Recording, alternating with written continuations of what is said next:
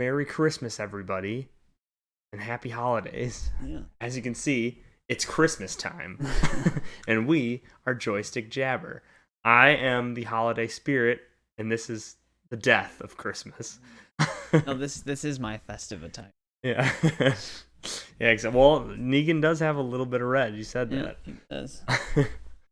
So, yeah, we are Joystick Jabber. This is a podcast where we talk about games, gaming news, everything going on in gaming, and some of the games we're playing, things like that. I am, as I said, Holiday Spirit, a.k.a. Sly Spy Gaming, a.k.a. Ryan.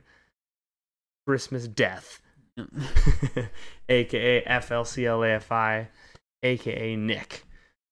And so, yeah, what have you been up to lately?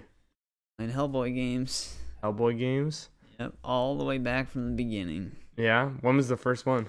Well, the version I played was technically the 1998 version, but the PlayStation one came out in the...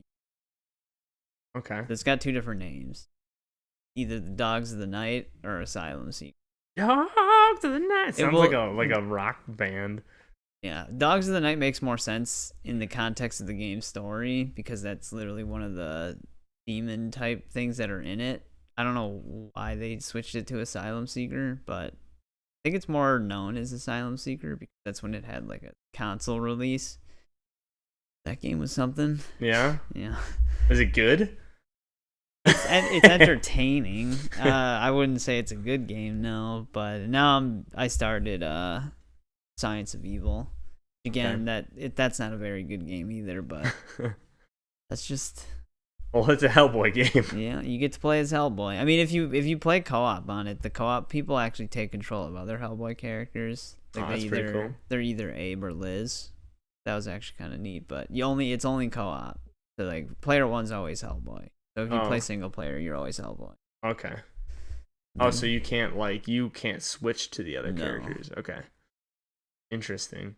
Yeah, because you're leading up to the new... Yeah, Web of Word. I was debating whether or not I would do like a look back at the Hellboy from Injustice 2. Like just do like a tower, or like a ladder run for his ending again. Yeah, I was going to say he has to have like an ending, right? Well, he does, yeah. Yeah.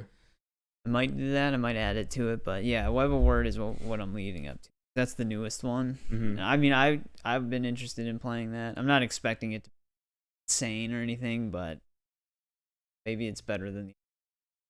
That's my hope, which is a very high bar. Yeah. Yeah. That's it. There's no other Hellboy game? I would have expected there to be like tons. No, there's none. Like Teenage Mutant Ninja Turtles. There's like a billion of those. Yeah, but there was like...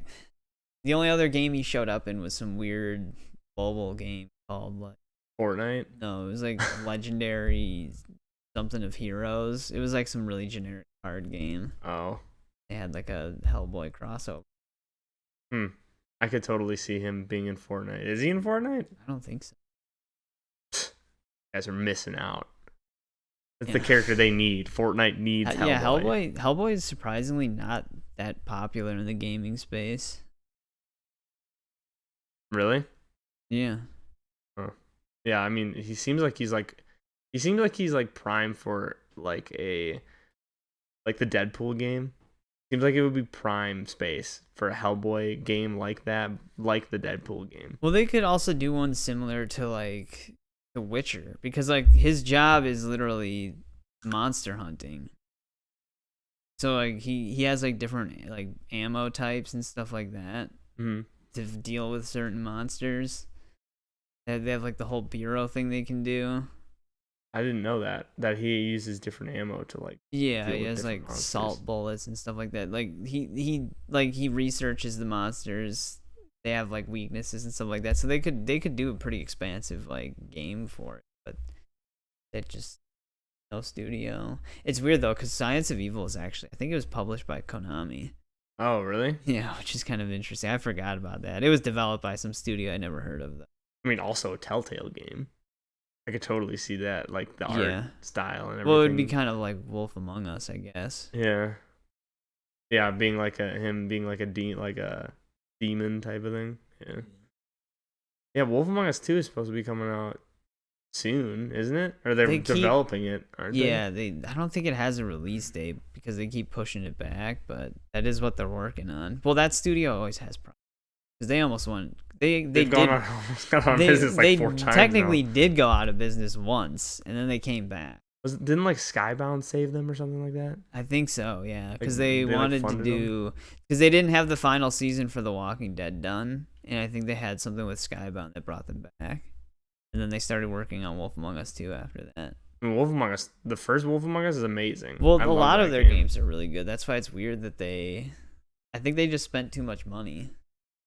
Yeah, I mean, they had like a bunch of super high IP games. Like they Yeah. had Batman. They had well, I guess anybody can get a Walking Dead title nowadays, that's but It was crazy at the time, but because it was just Survival Instinct, and then that yeah, Telltale series. yeah.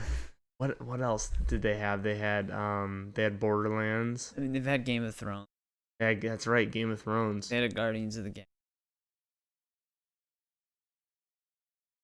Yeah, I actually forgot about that one too. I would love to see a Game of Thrones Total War game. I mean, I feel like it's prime for that, but Yeah, I don't know. or like Shadow of Mordor type action adventure. That would be awesome. That would be really cool if you play it as like one of the. Have you seen Game of Thrones? No.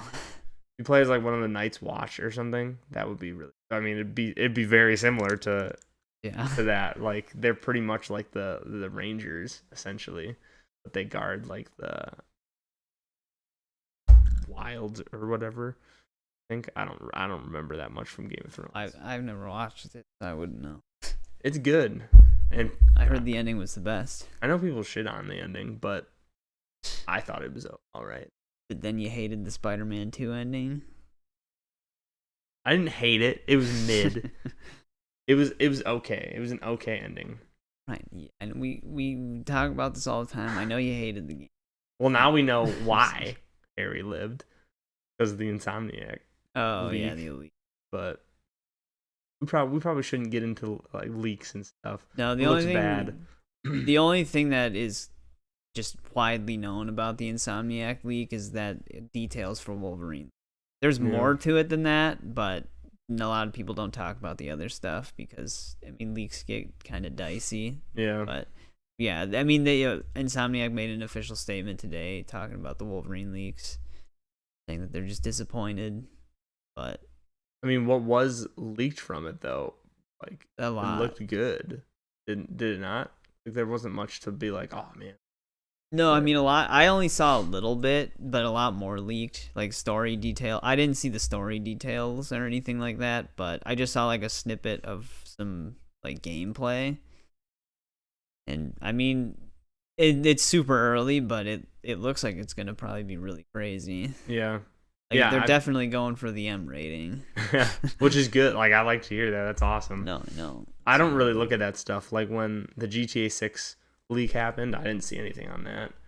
I didn't saw look that. at like any of the I only saw a little bit. Apparently, there's so much more that leaked. They just. yeah. I mean, I only look at it like a small bit of it just to. Mhm. But Yeah, I mean the whole thing with the GTA leak now I'm seeing is that like the actual kid that did it is going to jail for a long it's time. weird. It's like he's sentenced to life imprisonment in like a hospital type situation. This is in like the United Kingdom or something like that. So it's not the same as like life in prison. Yeah. And they said that he's only in there until they deem he's like able to be released as if he's no longer a threat to society. So it's weird. It's really weird. But yeah, he's got life in prison in a hospital. It is crazy though about like they sent everything after that kid. Yeah, I know. Like everything after that kid. Like that's wild. I think they were originally going for like $5 million in damages or something like that. There might be more to it, but The funny thing is that from the kid I saw that he's like, if I get released, I'll do it again. yeah. And the crazier part is that like he was already like apparently this guy was already in either jail or like custody or something Yeah, for he was doing in like something. weird like house arrest probation or something like that. He didn't have he couldn't use a computer or anything. Yeah, they literally confiscated his laptop, and he hacked Rockstar with an Amazon Fire Stick and his phone. Well, and a TV. Yeah, and a TV. Yep. Yeah, Apparently, that's yeah, because he was already caught for hacking something with Uber and so he was hacking a bunch of stuff. jeez. Someone's got to use him for good. They gotta convert him for good, because that's nuts. Like Maybe he's just evil. I wouldn't be able to hack anything probably with like the strongest computer in the world. So him being able to do that is like nuts. But yeah, Hacks and leaks abound. yeah, that's crazy. It seems to happen all the time now. I know. And then apparently I saw a bunch of stuff, like a bunch of people were talking on Twitter about something with Suicide Squad. But yeah, the whole story got leaked. Oh, okay. Yeah. I didn't actually see anything with it, but yeah. Yeah. Which is kind of messed up. Like I'm assuming that's from their like playtest thing. Yeah. The closed test, I think, because like what some devs do is I don't think they realize when they do those for PC, how many, like if someone creates something that can data mine it, like it seemed like the closed test that they did or whatever had pretty much all of the story in it in the download. Oh. So they were able to just get all the details from that. Or normally like tests like that, they're like stripped down versions of the whole game. It's like a demo. So you can't just like get everything from it. Yeah. But I mean, it's kind of hard to avoid, I guess. That's weird. I mean, yeah, I haven't seen again anything on it, but I saw a lot of people talking about it, and yeah, I don't know. When it comes to like that kind of stuff, it is kind of messed up, because like the developers give people access to this stuff, but then it's not the final version. They're kind of like putting their trust in these people. Number one, not to like leak information. Yeah. And where you sign things to not leak information. And then number two, it's like, this isn't the finished version. I'm pretty sure it states that right when you get into the game. No, it constantly reminds you. So I mean, they could honestly, a developer could do something like that, put in a fake story, fake ending, all that stuff, and then I know we talk crap about WB. Yeah. But the fact is like, for the people that worked on it, that does suck. Yeah, there's an extent of leaks that I think, like, the whole story leak is different than just like small snippets of gameplay. I feel like small snippets of gameplay, when that leaks, it kind of generates hype for the game. But like if the whole story leaks, yeah, that can be pretty, because that caused a lot of problems for Last of Us 2 because the entire story leaked with cutscenes before the game. I don't even know. Someone who worked at Naughty Dog or something like that must have done that. Well, it could have been like, you think it was like also a reviewer that could have. It could have been.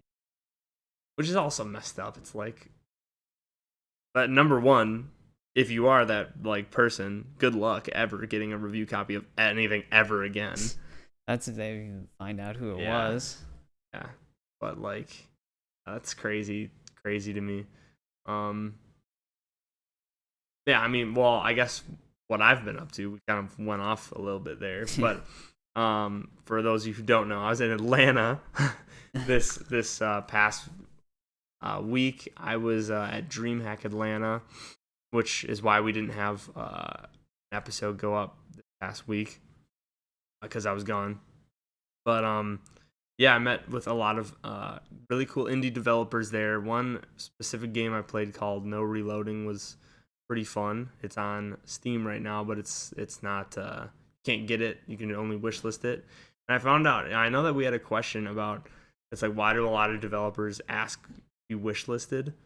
It's actually because it's like a Steam algorithm thing. So if you have like a bunch of people that wishlist the game, when it finally does come out, it's like I kind of had thought this, but it like kind of notifies a bunch of the people that, hey, this game is on your wish list, has been released.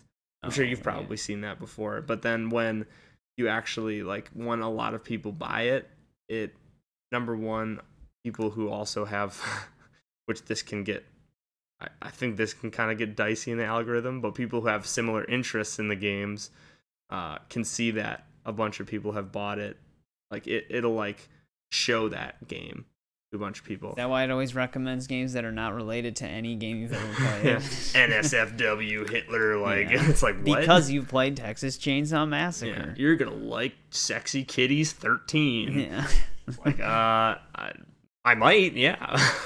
Yeah, I mean, maybe they're right, dude. Maybe we do have to get that game. I'm just gonna go by it's the same. whatever Steam recommends me. But no, so yeah, I guess that's why it happens. And then when a bunch of people buy it, it has a chance of becoming kind of on the front page type thing, like the new and trending section. Yeah, that's what I mentioned. Like, Yeah. I wonder if it just makes it show up in new and trending. But I think that's more of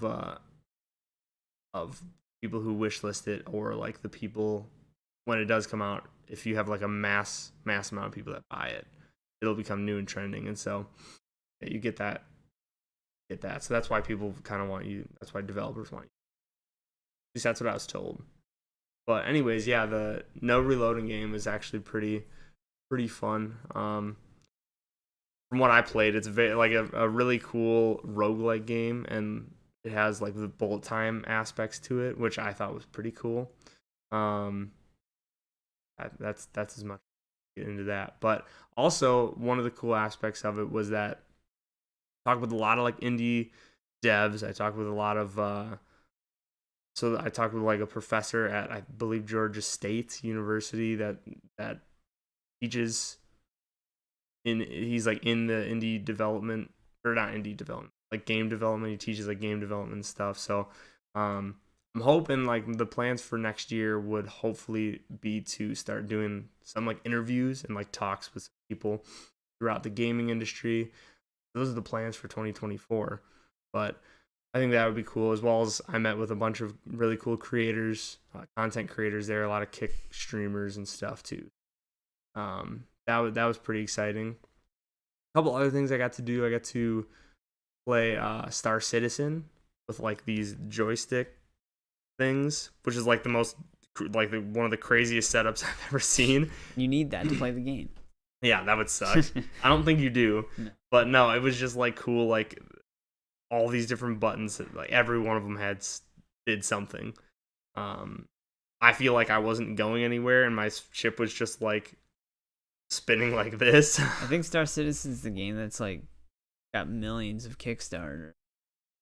Oh, really? But it's been, I think, in like alpha, right? Yeah, I think the game's been around for like over 10 years. It looked really good, but it hasn't been coming out. Yeah, I don't really. Yeah, before that, I knew about Star Citizen. Like there were a lot of comparisons between Starfield and Star Citizen. Yeah, before Starfield came out. Yeah, that's what a lot of people like compared it to. Which I guess I didn't play it for super long, but I guess I could kind of see that in terms of like the ship aspects. When I played of it though, it seemed pretty cool. Like the graphics were good. Couldn't figure out how to run my ship, but like from what I was seeing of other people who actually knew what they were doing, like it seemed like it was pretty fun. The setup that they had there too had like head tracking, which was awesome. So like you'd look left and right, and you'd like actually look like out the sides of the spaceship. So that was really neat. There were a bunch of other booths and stuff there too. There's this monster activation that had break dancers, but not really. You joined them. Yeah.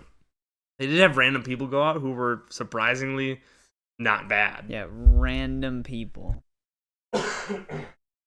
Yeah, I don't know. Like this guy all kitted out looked like he was wearing the same suit as the dancers, and they're like, "You, sir, you let's take some here? Random people from the audience." Let's see. No. How about you? Yeah, there's just a guy wearing the same getup. Oh, sure. Yeah, it's just. Wow, he's really good. Oh, look at these random people we got. No, it was random people because I think one of the people that I saw was a content creator on Kick, and they're definitely not a part of the monster. It's their company. Some people weren't bad, and some people were terrible. I was one of them. No, I didn't get pulled out. It would have been nice. I would have just done the worm. That's my only move. Do the worm? That's my only move. Are you one of the people who thinks you know how to do the worm, and then you're just like humping the ground, flopping? I think I know how to do the worm. Yeah, I got some of it. I don't dance at all. Yeah. Nick does the hands in his pockets. Yeah, in the back. Just stand in the corner. That guy, he knows what he knows what he's doing. But no, so that was pretty fun. Got to see a lot of different indie games. I'll probably be covering it at some point. Just figure out when.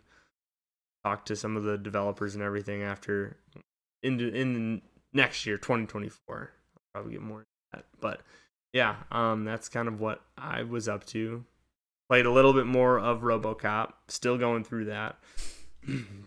Maybe halfway through 2024. Yeah, I'll be able to finally show that off. No, it's just been busy, man.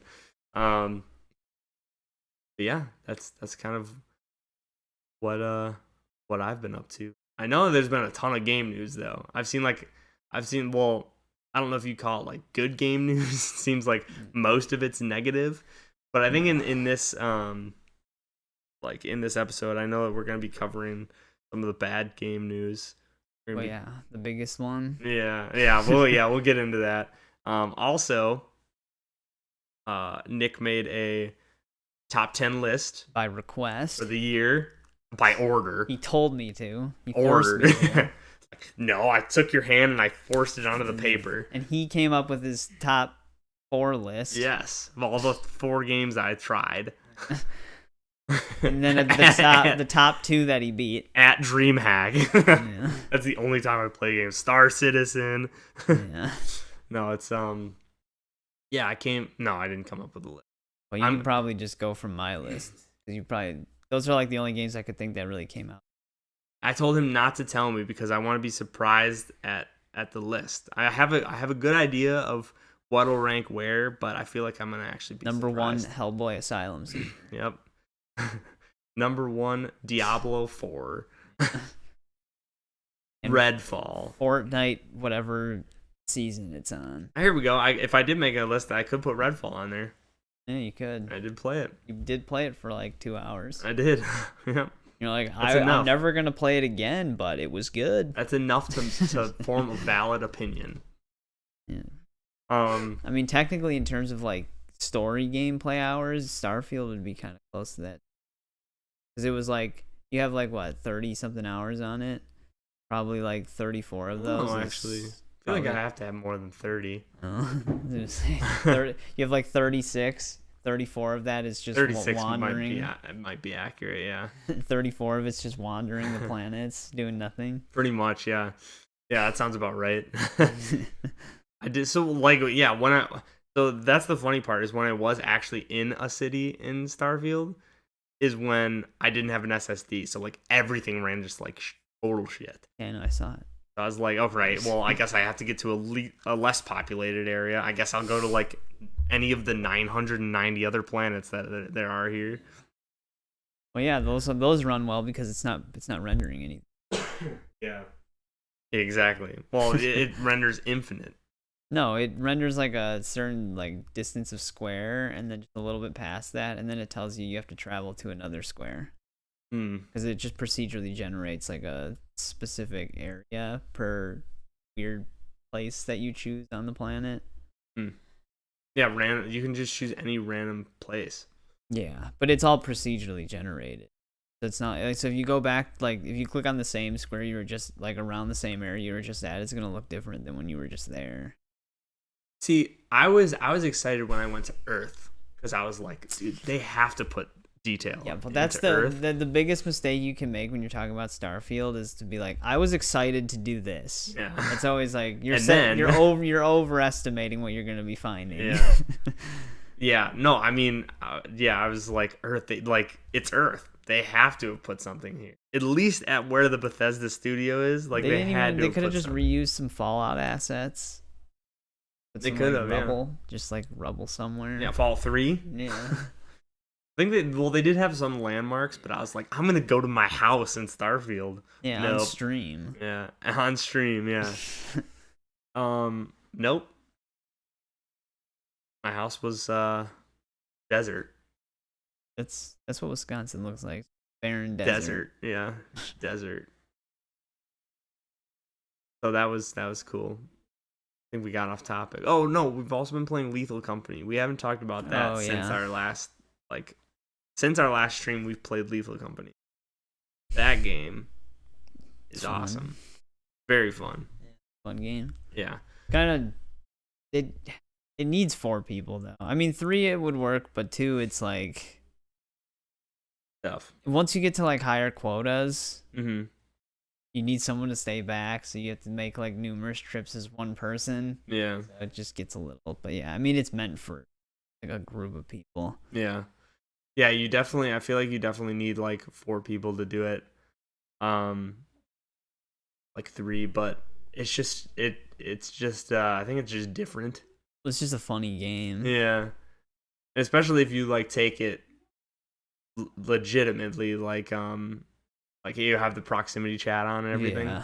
Like you need that. And so I mean you can do like I know that there is like a public lobby type of thing where random people can join you, but it's like I heard that's just like you'll join a public lobby and you'll get kicked or something like that because it's like they can kick you.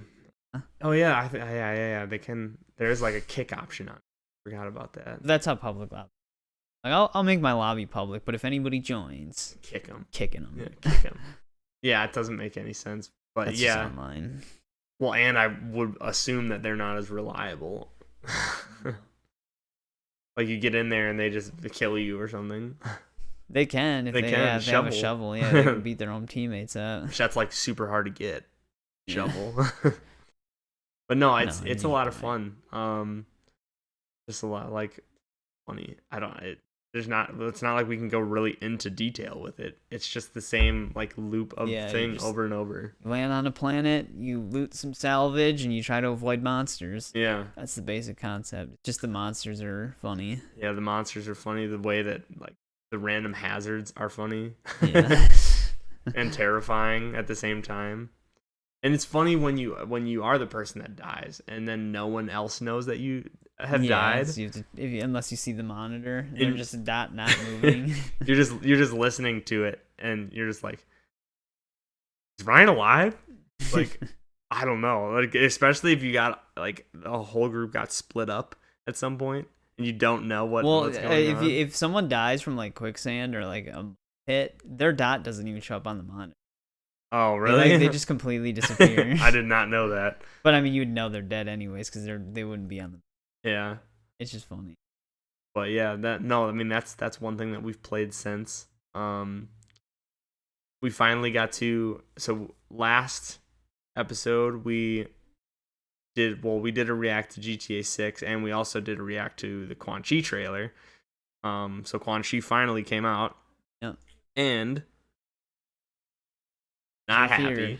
We are not happy. No, I mean, I like Quan Chi. He's actually fun to play. Yeah, Quan Chi as a character is very fun. They always do a good job with the actual gameplay. It's just like everything else that they screw up. Yeah. Like Invasion Season 3.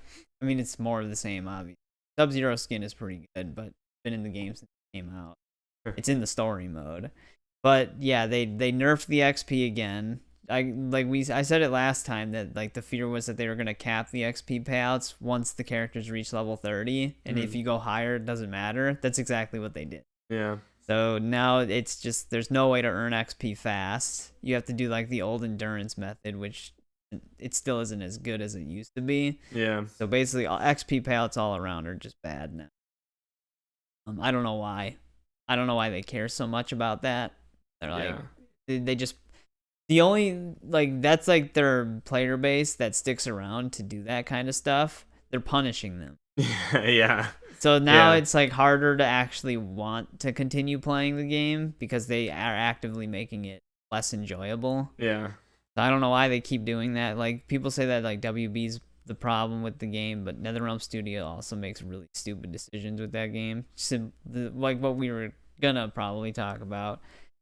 with Quan Chi's mastery track. Yeah. Like the whole thing we said when we complained about Omni-Man was that they only gave him the one suit, nothing else, with just color swaps. And then we were kind of like, the only thing is maybe they did that because he's a guest character. Yeah, we didn't have any knowledge going into it to like be like, oh no, this is just because he's a guest character. Well, yeah, because he was the first one. It was. I mean, Shang Tsung's technically DLC, but he really isn't. Yeah, they're just trying to figure out a way to have a character bonus that was already made be paid for.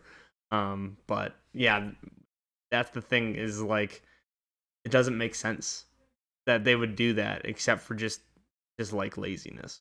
No, I know. Cause like, and now we know for sure because of the fact that they've lowered the mastery track level of the DLC characters. Yeah, because you used to be able to get Omni-Man up to 35, but now in the latest patch, it pushed everyone back to 20 with him, and there's no more XP gain, and it's the same with once you hit 20, you can't get any more XP for him, which is weird because he has two, in the collection, he has 2 things of concept art, but you can only unlock one.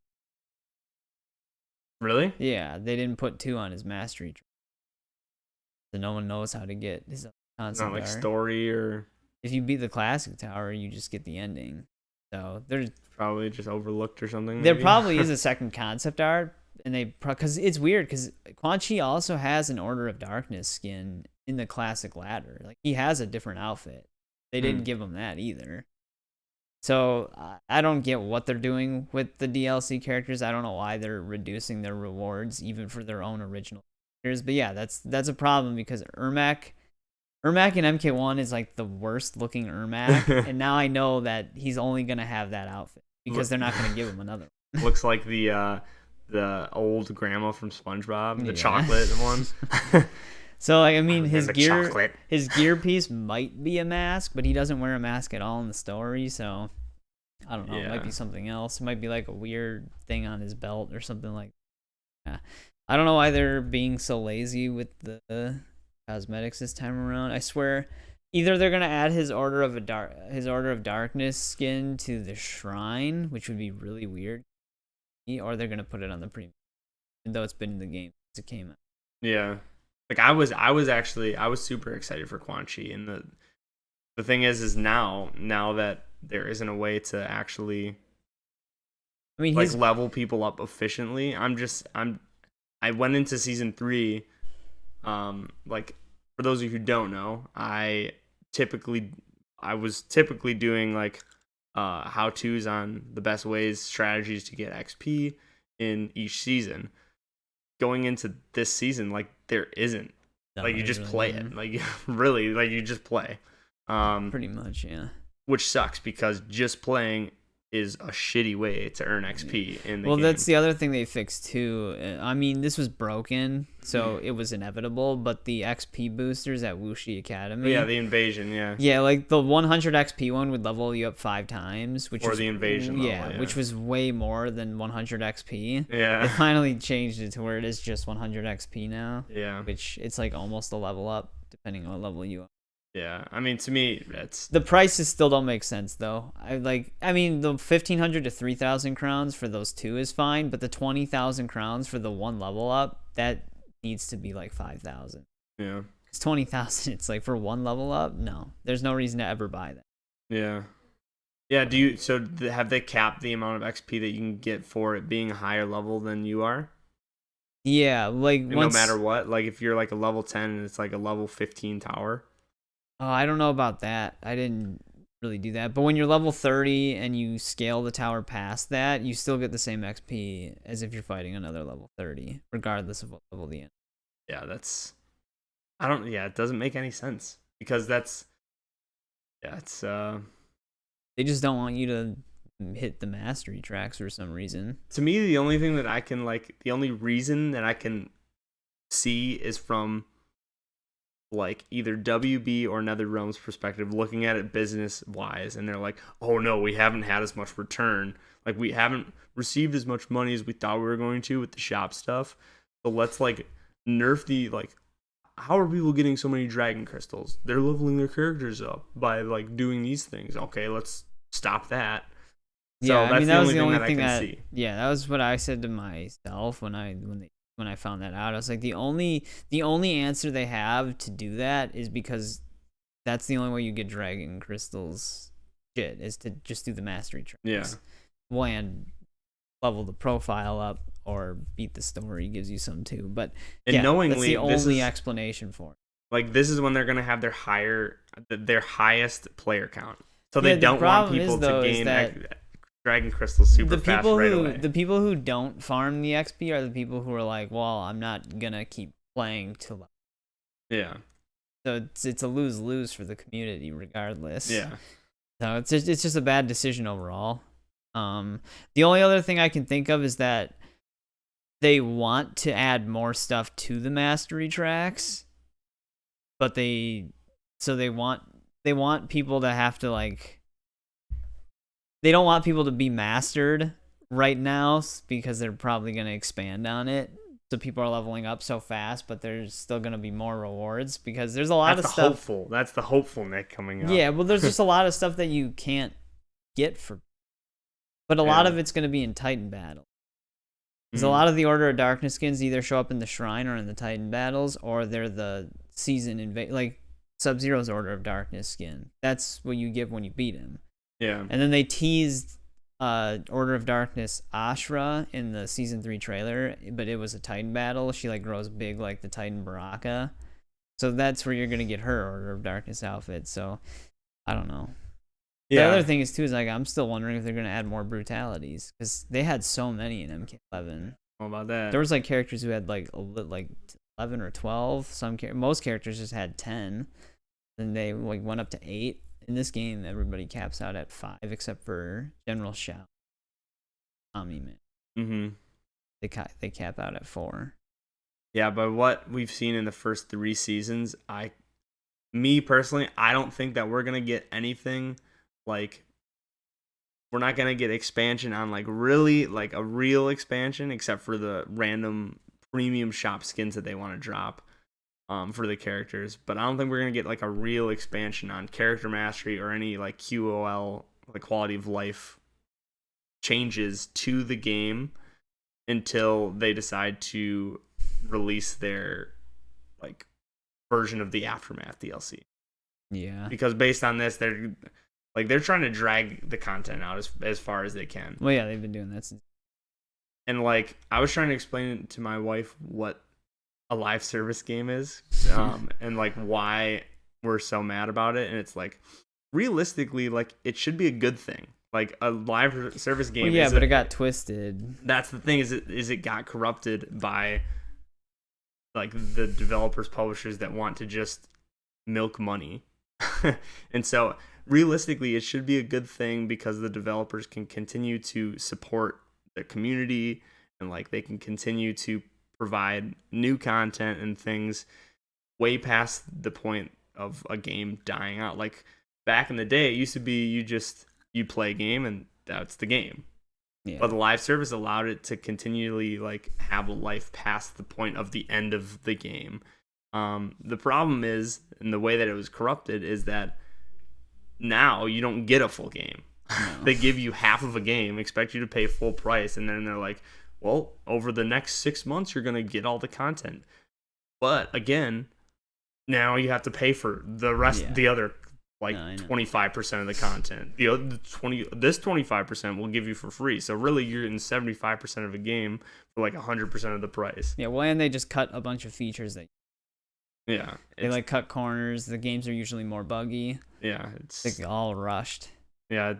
Like, there's, like, a whole desync issue with Kombat League right now. They did a server-side update for PC yesterday, but they said that the consoles won't be able to get it until early.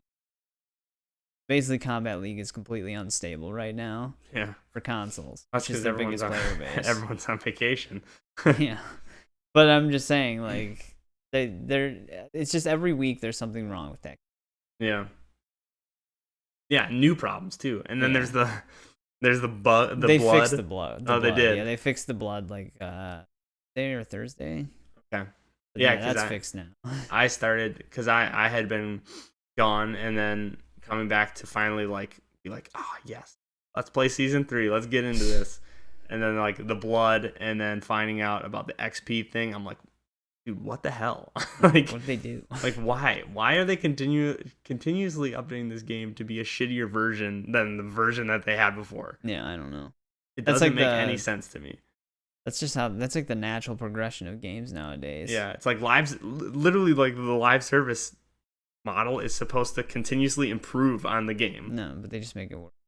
It's like you're continuously making me not want to play this game. Like I have kind of not wanted to touch it since finding that out. Like I did a live stream on it.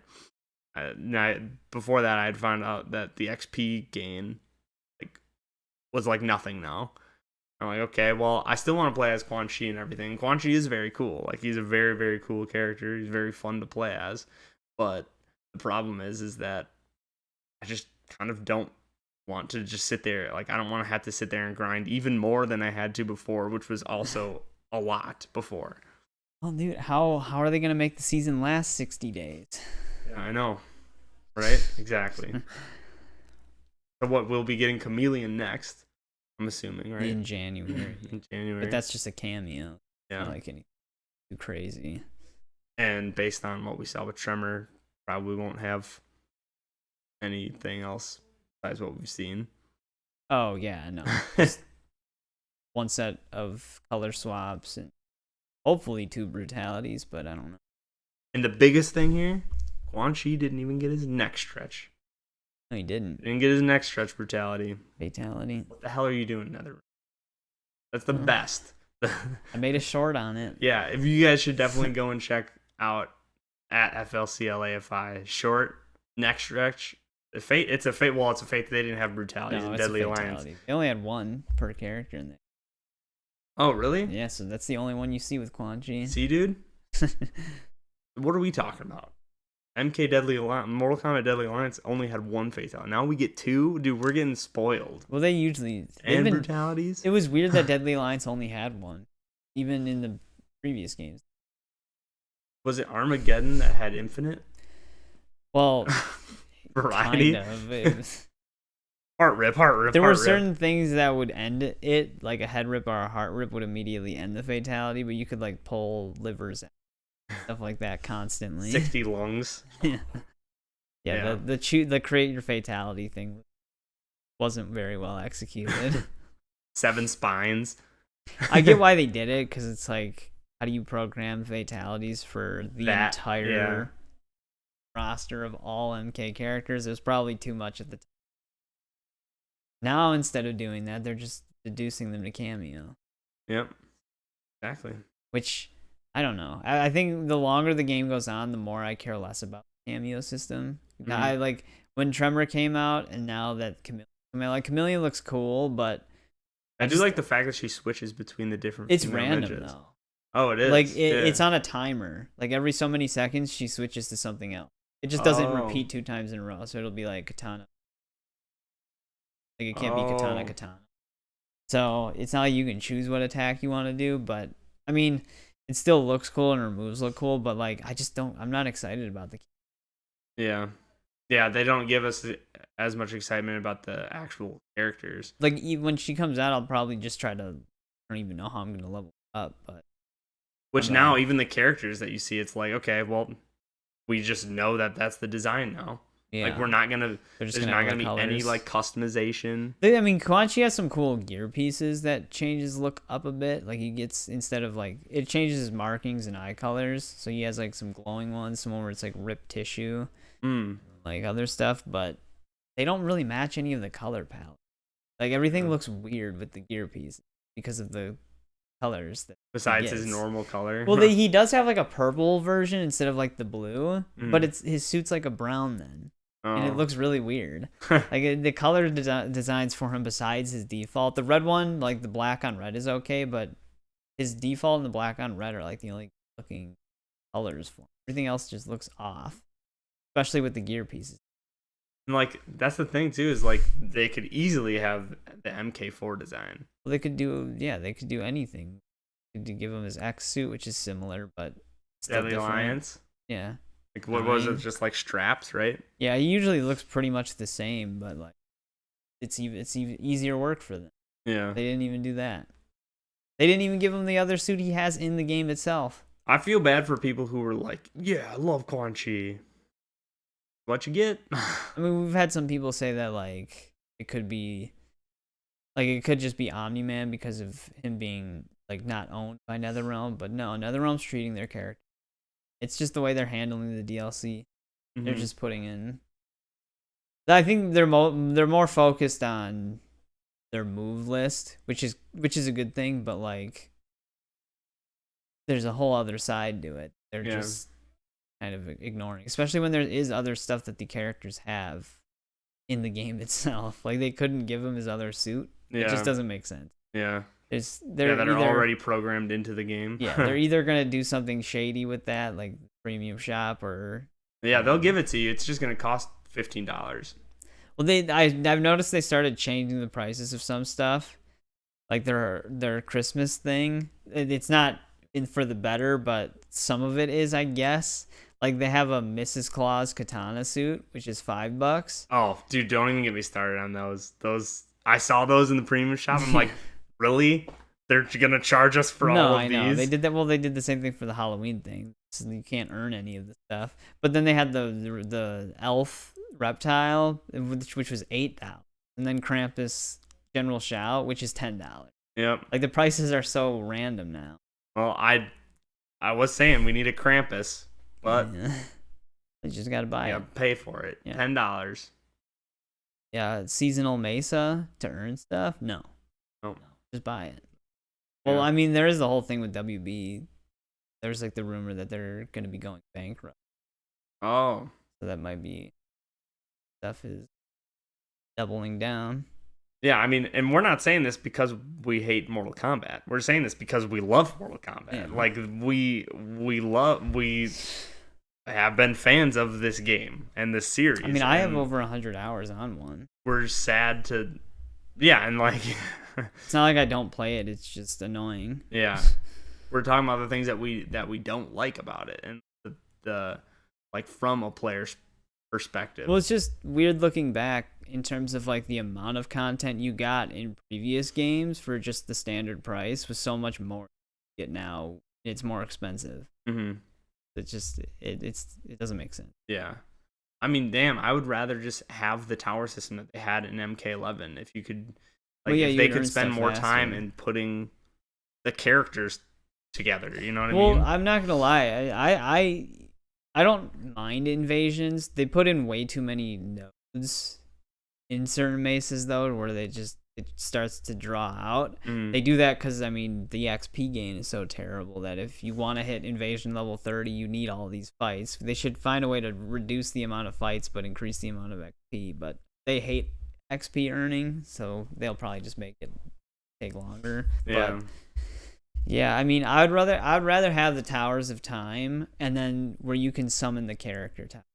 The character towers have like majority of what you would earn for them, because like, and they did the whole character mastery thing there to where they're like, oh, but now you can just play any mode to earn stuff for the character, which is that is a good idea, but the thing is it takes way too long. Like if you actually just play Combat League for your character mastery, there's like people who are like god level in ranked, and the character they main is not even level like 25 yet.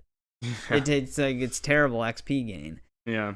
But then it's like if you would just play the character towers in MK11, you can get all of the stages done and unlock most of their stuff that isn't really timed. Yeah. You can unlock most of their stuff in like one sitting, which I'd much rather have. Because then I actually learned most of the characters in MK11 because I actually did everybody's character tower. Which in MK1, I don't really learn the characters that much when I'm farming their XP. Well, it's because you're sitting there trying to just make sure that you get a brutality and try not to get hit so that you can get the most XP as possible. Like, it's just MK1 has a really weird design loop for the game where it doesn't really encourage you to anything fun. Yeah. And then they just nerf it when it is at least easier. Yeah. I don't know. It's just... Well, that's what I was saying before, is like right now is when they're going to have their most, like, their biggest player base. And so they're trying to squeeze as much out of the store as possible. Yeah, but the only way to do that is to not allow players to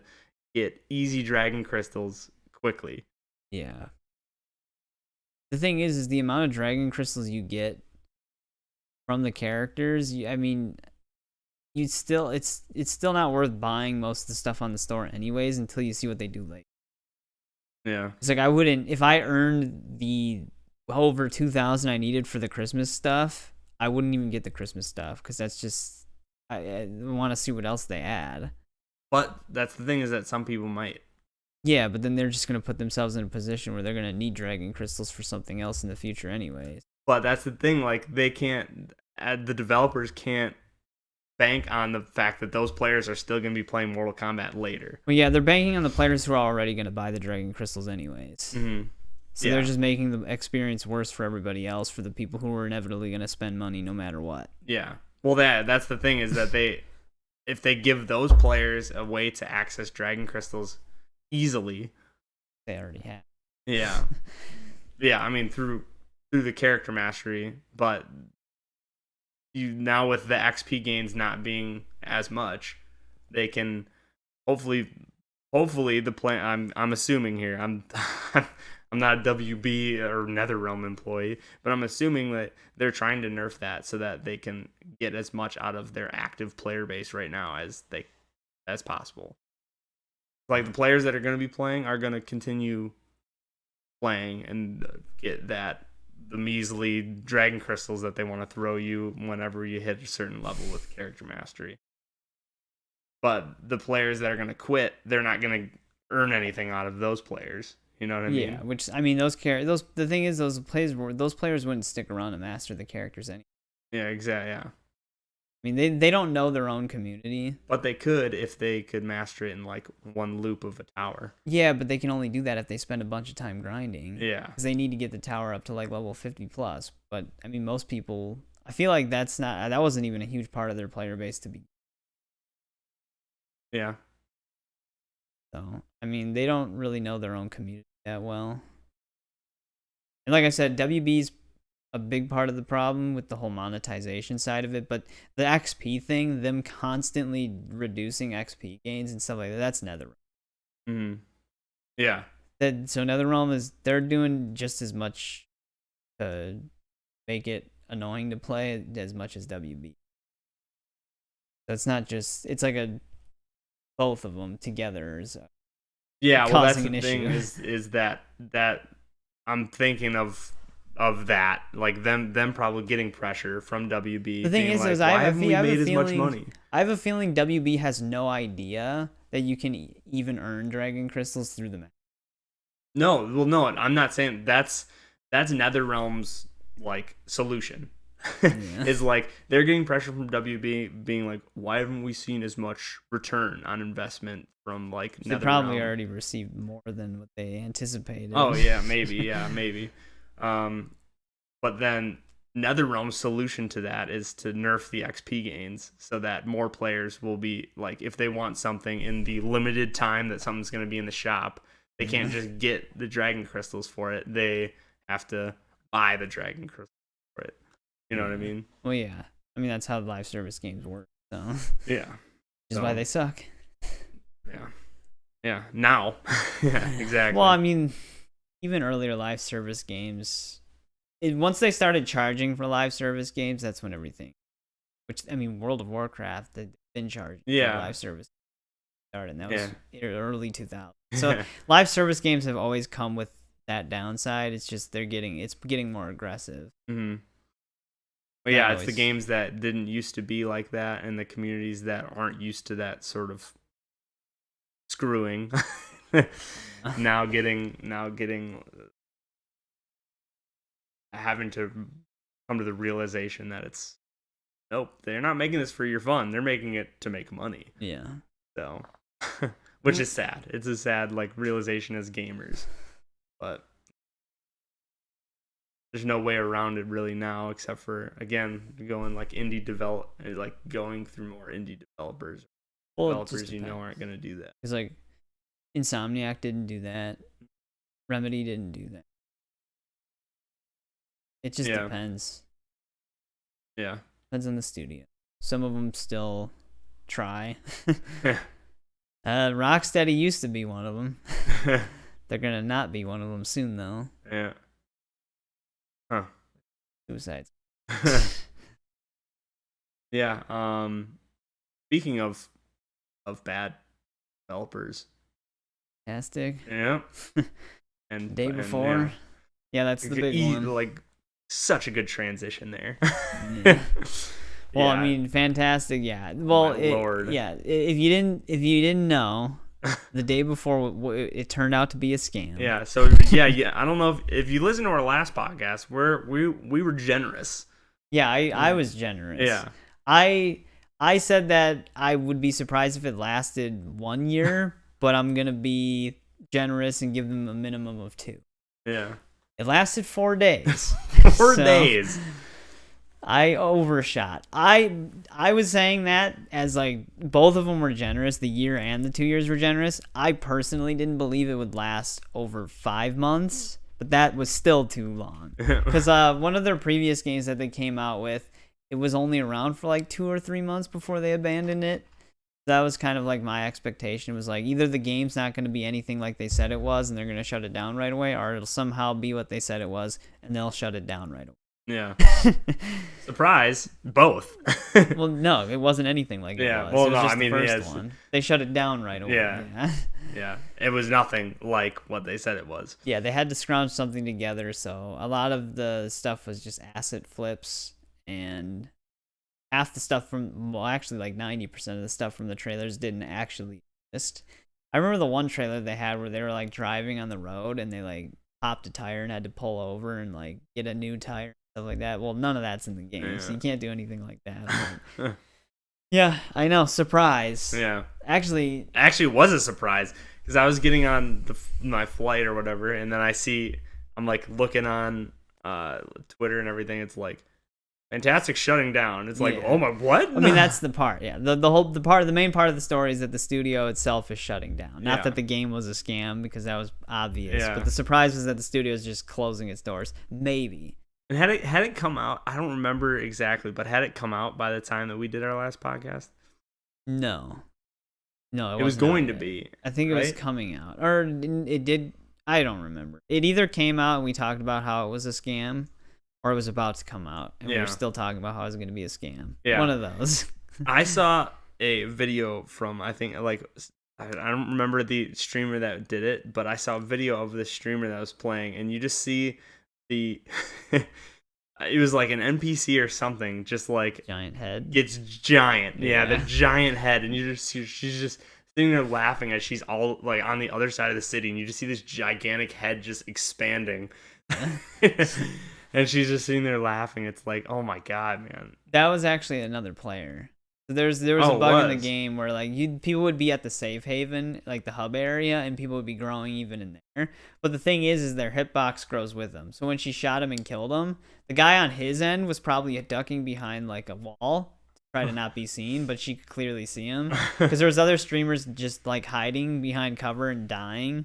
Even though they couldn't be shot, but it was probably because their body was huge, gigantic, yeah. But because their hitbox is still visible, then that was a problem with the game. Of course, that wouldn't get fixed. Yeah, patches. It was covered by Game Rant that they had talked to an employee, like a former, well, everyone's a former employee now of the place, but we can get more into that. But an employee of Fantastic that said if they weren't like on board with whatever they were trying to do, they would just like get rid of them. Yeah. Well, they apparently had like it was always switching and like just. Well, they had like a thing where they were trying to. There was like they were hiring people. Found like a application where they were hiring people to just do free work for them. Like they were wondering if people would come in and do free work and just not get paid. So they were probably like during the interview process, like, can you do something like this? Well, they were probably letting people go who didn't want to like do what they were doing, and then they were just trying to find easy replacements that they didn't have to pay. The whole game, throughout its course of announcements to its release, had red flags all over the place, and there were people who just saw the 2 initial trailers and were super excited for that. Yeah. Tiger was one of them. He sent me a message yesterday. He's like, dude, I'm surprised that game is shutting down so fast. I'm like, you're surprised? It's like, you should have known that was inevitable. But the first trailers look so good, and I'm like, yeah, because they weren't real. Like they were just like fake, scripted virtual slices, yeah. like that were designed to look a certain way. Yeah. They didn't actually make that game. They did the same thing with their other trailers, where they would just mimic other company trailers with like different assets. Like it'd be like shot for shot remakes of other studios. Call of Duty. The even sadder part is the fact that there are developers out there that literally like put their heart and souls into the game that they make and like try to make the best possible experience for the player, and then you have these assholes that put out fake stuff to generate fake hype for their fake ass game, and then when they finally do start getting shit for it, they have the audacity to sit there and blame the community. Yeah, they made a statement, and their main statement was just shit happens. Yeah. But then they had the whole statement saying that, like, due to not being able to make enough money off of the game, like they were trying to be like, you should have paid us more. Yeah. And they were like, it's not a scam because we never asked for pre-orders. It's like, yeah, but you still sold the game that didn't exist. Yeah, Jesus. Yeah, the whole company is just, it needed to go. Well, they also tried to not give people refunds. That was the other thing, is that like people who had played past 2 hours, like this. Well, they eventually they had to change that though. Yeah. Anybody can get a refund, no matter what. Oh, really? Yeah. Well, I think if they were trying to do that, then Steam enforced it. Because now it doesn't matter. There were people who had played it for like 40 plus hours who still got a refund. Yeah, well, that's the thing, is because the whole the servers are gonna be shutting down. Well, yeah, that was actually just announced today. So basically, there was people who were selling their Steam accounts with the day before activated for like $400 plus dollars, or just maybe even codes for the game, and they were surprisingly selling them. Well, I don't doubt it, is because the people are still probably, they're like, it can't be that bad. Did you see the trailer? Good that they had to shut down. Yeah. Like, did you see the trailer? Like me, I still want to play the Payday Walking Dead game. Yeah, well, here's the thing: if you had the day before, I know you would like it. Even if it's, I don't know, man. Even if in its shittiest state, you'd probably be like, I think people are just complaining. No, there are games that I play that aren't bad, and there are games that I play that I don't think deserve the hate that they get. Yeah, like day before. I don't know, man. You would find some like way to talk, like be like, it's not as bad as people were saying. I get what they're saying, but it's not that bad. And then like the server, like they'd close it down and the servers were shut down. Then you'd be like, yeah, that game was a piece of shit. So you don't think that there are players that over exaggerate? Well, there are. And how bad things are. And some things are easily warranted to be like torn to pieces. Yeah. Like, Day Before is easily one of those games that deserves no praise in the slightest. Yeah, I mean, I haven't played it myself, but I believe it, especially with how shady everything's been. No, yeah, that was like a painfully obvious one. And the fact that like you were saying, like they literally showed fake footage of the game. Yeah, they basically did what they legitimately scam people. Yeah, like they basically did what Aliens Colonial Marines did back then, where they had like a gameplay trailer that looked insane, and then it wasn't real. When the game came out, it was like they found out like proof that it wasn't real and stuff like that, because they found like the original vertical slice of it or something like that. But what they did with the Day Before was just like 10 times worse. Yeah, they like kept false advertising the game. Yeah, the studio shut down. The reason why I said maybe before is because if you look up Fantastic on Steam database, it's crossed out on the database and it says 8 points now. So nobody knows if they renamed their company to try to make other games under a different name, or there was this other game called Wild 8 that it used to be published by Fantastic, but the dev team split from them a long time ago, but Fantastic's name was still on it. So they said they switched it to 8 points so that they weren't associated with Fantastic in any way. So I guess it's like whether or not you believe that. I don't know. It would be very hard to believe that they would just rebrand and try again now that people know their new company name, possibly. Dude, I don't know. I feel like they would try. Scammers are gonna start. If there was a company that was gonna try it, it would be them. They would definitely try it. So yeah, that's They're gonna day continue before. to try Yeah. to figure out ways to just continue to scam people Yeah. So that to get money. what they announced today. So what I was gonna be saying with the whole buying accounts with the game to still play, because the game's still playable for people who did buy it. That's why they're selling the codes and the Steam accounts. Mm-hmm. But today they announced that because their original statement said that the servers after their shutdown would still be up for the day before, and then their other game Prop Night for however long. They didn't specify a time, but today they announced that next month they're completely shutting down the servers for the day before. So all the people who bought those like Steam codes and Steam accounts, they will only be able to play the game until next month whenever they turn the servers off, because the game is reliant on servers. If it doesn't have any, you can't play it. Would you not be able to do? There's no way to do like a peer-to-peer. Probably, I would highly doubt it's programmed to operate after a server shutdown. It's like usually the devs still have to do something to back end for peer-to-peer. They probably didn't. The game probably just won't function at all. Like you'll be able to see the main menu, but if you try, because it relies on like a server set in like location, like North America, and then it's like, you know how like RuneScape had like a list of all the territories you'd have to pick. You'd pick one and it would try to put you in. Oh, okay. None of those would be there. Yeah. So I mean, there might be people who can get together and like mod a way to play it, but I'm sure that there probably will be, especially now that people just spent $400 on a. I mean, it'd be surprising because we can kind of transition into another story here because we kind of covered most of the day before. But if day before has a modding community, that'd be surprising because one of the bigger modding communities for Starfield is already giving up. Oh, I did actually see this. So the Skyrim Together developer, he was gonna be making a like a Starfield Together mod, and he can't. He just gave up. He could, but he's just not gonna do it. He said, "Yeah." That's what he said. Well, right? his statement was like really harsh. Oh, was it? He said like the game was just trash, and it was the most like the he had like a bunch of swear words, and he was saying that the game was just absolute garbage. Oh my gosh. He just said that like Bethesda clearly didn't pour any love into this game. The reason why he like was motivated to do it for Skyrim and stuff like that is because the handcrafted world, like all the detail they put into it. And he said like none of that's there. Yeah. Like he's like it's all just procedurally generated, boring sense. Yeah. He's just not gonna do it.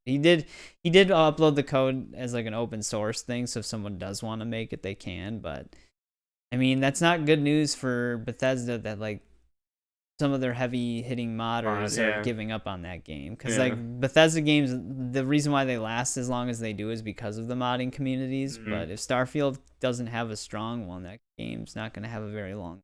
And it's already not. Eventually I want to go back to the game. I have no idea when.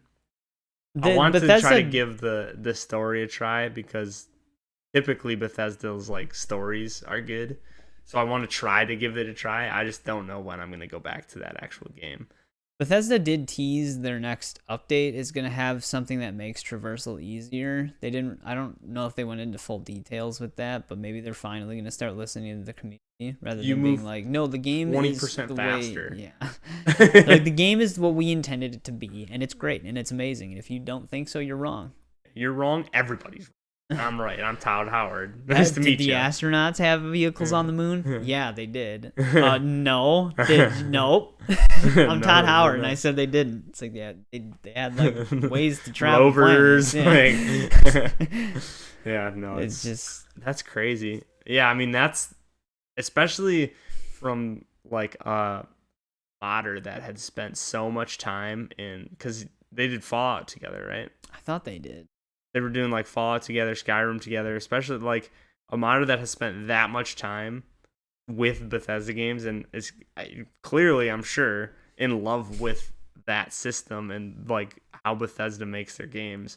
To just 100% completely give up on a game is wild to me. His whole opinion on Starfield, like he just tore. That's pretty bad. He just went in on it. That's pretty bad. I mean, I understand his sentiment. It was clear that the ambition of Starfield was like way too much for the creation engine. They did. It just wasn't the game they probably wanted to make. No matter 25 years in the making. Yeah, which it does not look like. It really doesn't. But yeah, I mean, the way the travel system works, everything. It's like space. Like the one person brought up a good point. It's like space, like actual space travel, is simply just like an idle hub area. Yeah. And you just like go on a screen and pick where you're gonna go, because like there's really no real space travel. Yeah, pretty much. You go to like the planet screen. You go to pretty much the only real space travel is traveling in the space outside of the planet. Yeah, but there's like that's it. And sometimes there's ship battles. Most times there's not. No, most times it's just another screen to get to before you fast travel on it. Yeah, the coolest part of space travel to me was just building the ship. Like you can make a cool looking ship, but actually like traveling through space is like nothing really. But do you think astronauts do anything when they're floating through space, Ryan? Nope. There you go. Yeah. Real. You think there's real space battles? It's like, no, I guess you're right. I mean, that's true.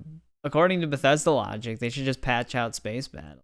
That's true. Yeah. They don't exist in real life. And plasma guns. Yeah, they gotta just remove all that. Yeah. And guns in space in general. They gotta make it very authentic. Yeah. They wanted to make a video game not based on real life as boring and as realistic and based on real life as possible. Well, they pick and choose what's realistic. Do you think there's gore when you get shot by somebody? When your spacesuit gets a whole shot in it, do you think it like punctures it and reduces their air like their air oxygen levels or anything? No. When you take bounces off. When you take a spacesuit off an astronaut that's wearing a spacesuit, do you think that the spacesuit actually comes off of them? No. No. That's what I'm saying. It's like the way they defend their own game is it doesn't work. Like we're not playing the game for the realistic experience of being an astronaut. We're playing the game because it's a video game. Well, it's supposed to be like a fantasy sci-fi, not just. But the thing is, it's not even realistic. They're just saying that because they know it's boring. They just don't want to admit that it's boring. Yeah, they have to have some sort of an excuse. Yeah. Well, I mean, like whenever I go on IGN, there's like a sponsored article that's always at the top, and it's like, get creative in Starfield. Oh. It's like, God, Bethesda, just let it go. Yeah. Stop. Like it just seems desperate. Yeah. That's all the Starfield. Yeah. That the modding. Overall state of the game. Yep. We were at least able to get our Starfield rant in. We got a little bit of our Mortal Kombat rant in. Yeah, we talked about all the leak stuff like way earlier. For Insomniac. Oh yeah. I mean, yeah, I feel like in general, because I don't want to personally promote that. Well, no, like, we're not gonna show anything. We're not gonna go into detail too much, but yeah, I mean, I think that the only thing now left is just your top 10 list, right? There's nothing really new for Texas Chainsaw. Yeah, I mean, for the most part, right now it's gonna be pretty slow for most games. Yeah. I mean, the only thing they did was Johnny. Yeah, they just reverted his lunge exploit. Yeah. So, talked about Lethal Company, which is a game that we. Alan Wake 2 did get its new game plus mode. Have you tried it yet? Yeah, I'm in the middle of it. Actually, I'm like 3/4 of the way through it. Yeah. I'm like recording everything new because I'm just gonna add like a changes in final draft video to my playlist so that like it has like the new story scenes and endings and then scripts you can pick up. Great game. Yeah. Is it cool? Like the new stuff that they added, is it pretty cool? It's pretty minor so far. It's just like it's one of those things where you just keep hearing and you're like, I know this means something, I just don't know what it is yet. Because that's like Alan Wake in a nutshell, or even just the Remedy connected universe. There's like things that you see, and this is why I like their game so much. It's because like you're just like constantly a little bit of foreshadowing all the time. Well, you're just constantly thinking, and you're just constantly thinking about things that they're saying and doing, and you're like, I feel like this means something in some way major. Yeah. But it's like it's so obscure, and you just don't know for sure. Yeah. I mean, that's the other thing. The James McCaffrey, the voice actor for Max Payne, because we're talking about Remedy, he did pass away. That's unfortunate because Yeah, that's sad. I mean he's a part of a lot of my favorite games. He's Trench in Control. He shows up live action in that game too. He's Alex Casey in Alan Wake, which is basically just Max. Yeah. But because they don't own the rights to Max Payne, so they just created their own. But yeah, he's in like a bunch of TV shows. But yeah, I mean, the thing that sucks is like because they were working on Max Payne 1 and 2 remake. So I don't know if they're just gonna find someone to do a new voice that's similar, or if they're gonna reuse the voice lines from the first 2 games. Yeah. Yeah, I know that a big thing with like the screen. I mean, I don't know if this falls into it at all, but like the whole Screen Actors Guild. I guess I don't know if game voice acting would fall into that category.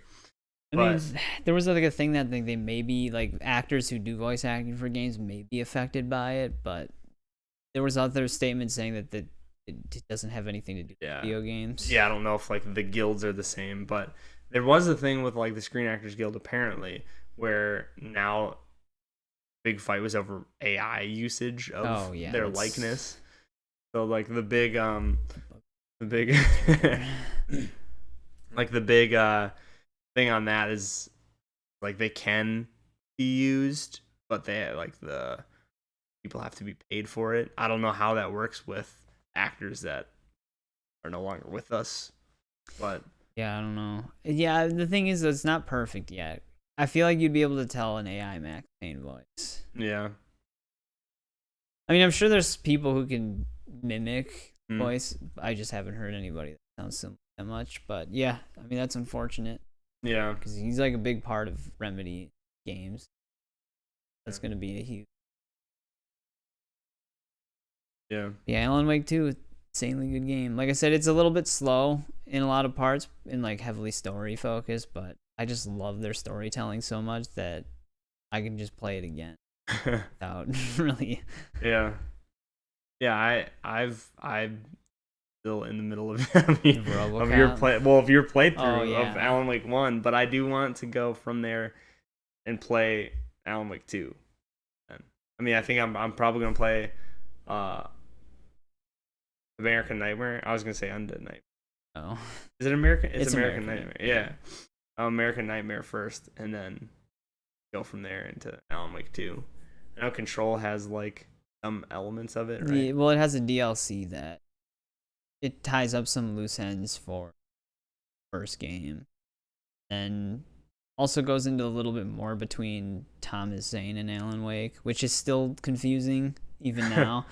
The one thing you've probably seen it in some of the videos for the first game is that some people refer to Alan as Tom, like the Anderson brothers, the old men. They always call him Tom. Yeah. And it's still a constant thing in 2 as well, where they constantly call him Tom. But like the thing that's weird about the Anderson brothers is that they're not affected by their minds aren't affected by the changes of the story. Like that's like one of their abilities. So it's weird that they call him Tom if their minds aren't affected by the changes of the story. Like then they would know he's not Tom, right? But they refer to him as Tom no matter what. Like even when people are like, "Oh, Alan Wake," they're like, "Yeah, well, Tom." Like we're talking about Tom. Like they don't like change how they refer to him. So there's something with that too. Like that's what I mean when I'm talking about the game. It's like there's so many things that like things are said and things happen, and you're like, is Alan Wake the fake character? Well, here's the thing that's weird is the story in the first game strictly states that you can't create something from nothing. So Alan Wake couldn't have just been created from nothing. He had to have existed in the real world to begin with. But if Tom is... Because Tom is real too. So he can't like duplicate himself, right? But then again, there's like the whole presence of Mr. Scratch. I don't know. Like there's so many things going on that need answers that they keep talking about, but they never fully reveal. But it's all super interesting. Huh. Yeah, weird. Yeah, I was at the part where they have that big I don't know if it's like a rock show, but it's like the stage, like the stadium Anderson type Farm thing. Yeah, that was wild. That was really cool, and they had the music going on. That was cool. I think that's the part that like I had just finished. So, but yeah, I guess we can get your top 10 list. All right, let's do it. I want to be surprised here. Well, what do you? What do I think is your number one? Well, yeah. I didn't look. I'll just put it right here. Based on how much you talk about it, I am gonna say Alan Wake 2 is your game of Well, the should I start game. from 10 down to 1? Yeah. Okay. We'll go with 10. Well, what do you think 10 would be? You might not even think about it, because when I was doing it, I almost forgot about it. Let's see.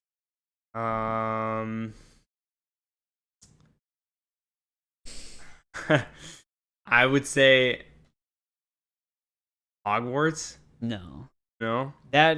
My hint would actually, like, I would forget about that because it came out earlier. No, but actually number 10 was Assassin's Creed. Oh, okay. That basically is like all the way down. I forgot about That's what I'm saying. Like I was thinking about it, like, yeah, that's right, Mirage. But Mirage doesn't feel like a new game. Yeah. Like, it really doesn't. That's why I put it at 10. Is like, it's not bad, but it's just it exists. Yeah. It's just there. I wouldn't like say it's insanely good or anything like that. I enjoyed most of it, but it wasn't like, oh, this is like insanely fun. Like, I want to keep playing this. It was just, it's just something. It was just something. It made it on your top 10 list, so. Well, yeah, but I only played like 11 games here. So I guess that. So it beat number 11. Yeah. Well, I guess. I mean, number 11 is more fun than it. I just wouldn't put it in a top 10 list overall. Okay. Because number 11 would have been Lethal Company. That's what I was gonna like say. Number 10. Yeah. But yeah, okay. But like Lethal Company it's more fun than Assassin's Creed Mirage when you have like a full group of people and stuff like that. But I mean, it's just one basic loop of gameplay. It doesn't have anything really going on, so it wouldn't make it in like a top 10 list. It's just there because it's one of the new games this year. Yeah. I might have put it. Well, I guess I probably didn't even hit 10. So no. This year. But yeah, I mean, Lethal Company I enjoyed, but Mirage, so like, to me it just feels like an extension of Valhalla. Well, technically, like, that's what it was gonna be originally. Yeah. They changed it because if it played like Valhalla, it wouldn't. It would. If it played like Valhalla, Lethal Company would be 10. Yeah. So. Okay. And number 9. Number 9, I guess it might be a surprise, but I think once you take the whole list into consideration, it's not too much of a surprise. I'm gonna say Texas Chainsaw. Yeah, that is number 9. Mainly because like it's just the post-launch. Yeah. It goes the way a lot of asymmetrical games go. I don't hate it. I continue to play it. I still enjoy it, but I think overall, especially compared to the rest of the games, it would be further down the list. And like the whole DLC situation, you have to pay for the characters and stuff like that.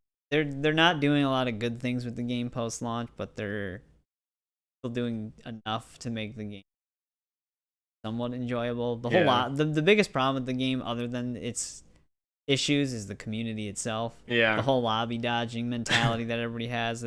That's another reason.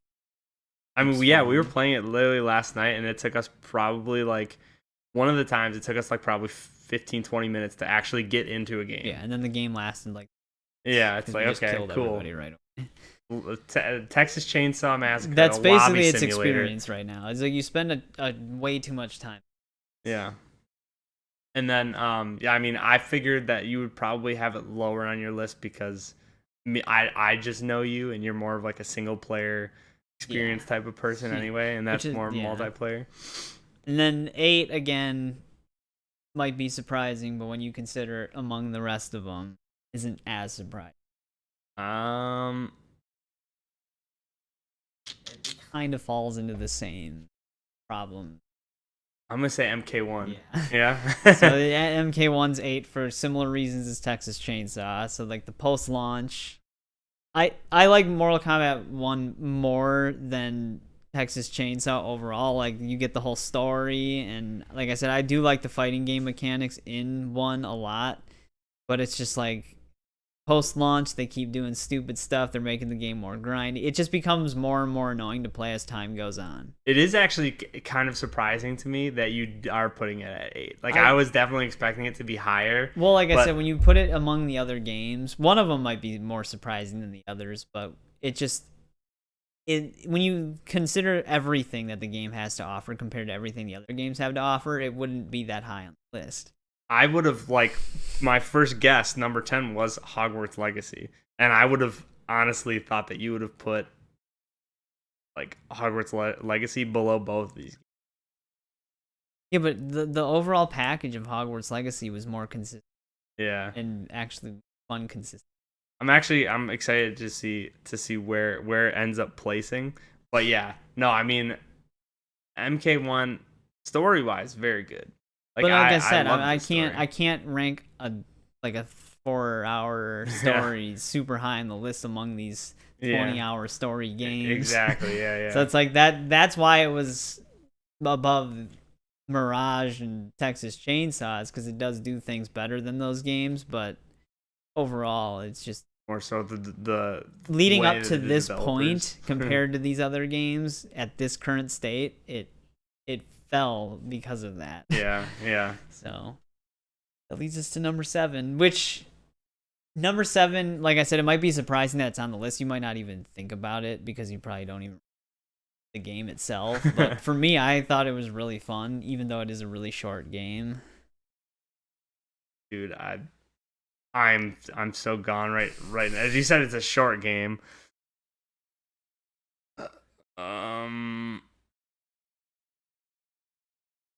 Spider-Man 2. That has to be. I was gonna say that has to be higher. Spider-Man 2 is long. Oh, the RoboCop? No. Dang. Okay, I'm not guessing. Like anymore. I said, you probably forgot about the game, and even if you did remember it, you might not consistently remember the name. But number 7 is Bomb Rush Cyberpunk. Yeah, that's right. Actually, no, that one completely took me by surprise. I put it above MK1 because it's just the faithful recreation of a Jet Set Radio game with an actual pretty decent story and just extremely fun gameplay loop. Like, the game didn't really do anything wrong. Yeah. Huh. Yeah, I mean, from what I was watching, I was like, this looks so similar to like Jet Set but Radio. Like part of because this is my top 10 list, so there is definitely a bias there, although I mean I have a Mortal Kombat bias as well, so but like typically we get Mortal Kombat games all the time. We rarely see Jet Set Radio type games, and I'm a huge Jet Set Radio fan. So Bomb Rush Cyberpunk was definitely part of a bias for me that out of nowhere. Then again, Sega just announced that new one. Dude, this is why it's your list, man. But like I said, Bomb Rush Cyberpunk was just a really good ice. Yeah. Which goes further for me than stuff that attempts to be a live service. Yeah. That's why it would rank higher than MK. Yeah. No, I mean, and like bug wise, there wasn't too much. Like it was a solid. Like it released, and it's just a solid experience too, right? Like there wasn't too much. Yeah. The only bug that existed, I didn't even have. People were saying that if you take a picture of all of the penguin ducks, like a weird creature, that you won't get the achievement, but it worked for me, and that was before they patched it. But there's like one area where there's like 5 of them piled up on each other, and I intentionally took a picture of like one part of each one of them. And got it plays a little jingle, so I waited until I got a jingle for each one before I left. So I think most people were probably taking a picture of all of them in one. They got that bugged it or something. Yeah, either they were thinking that it got all of them and they didn't, so they just had to go back, or it bugged. Oh. But so I didn't get affected by that. And then the other bug was like one of the final characters you can unlock didn't have audio for some of the things he could do, but they fixed it. That wasn't that big. So yeah, I mean, consistent, solid, well-made game. That is actually that does surprise me that number one, I did completely forget that you played that game. Yeah. Number two, the fact that ranked higher than MK1. Like I'm pretty sure you put probably more time now into MK1 and Texas Chainsaw. But here's the thing, like I would definitely if I had a choice between redoing something in MK1 outside of its story, just anything else, I'd rather play Cyberpunk. Yeah. Like if I had to do Invasion Season 3 again or play Bomber Cyberpunk, I'd much rather. Yeah. Like it's more of like a post-launch consistency thing. Oh, Like if MK1 had just came out and this was the experience about it, it probably would be higher because I where they were taking the game. But now I know where they're taking the game. It's just falling further and further down. Yeah, I like it, but it's just if this would have been like earlier, like when the game came out, that's when you would have seen the hopeful us. Yeah, like for MK1, like I would have been hopeful for where it's going, but now I know where it's going. Like, so it's gonna be so cool. It dropped. Like... That leads us to number 6, which 6 was actually kind of tough to place between 6 and 5. And you might actually, you would remember the game. You did play this game, but you might have forgot that it actually. It's funny because like you mentioned Hogwarts Legacy. This is another game that's like, I feel like they're so.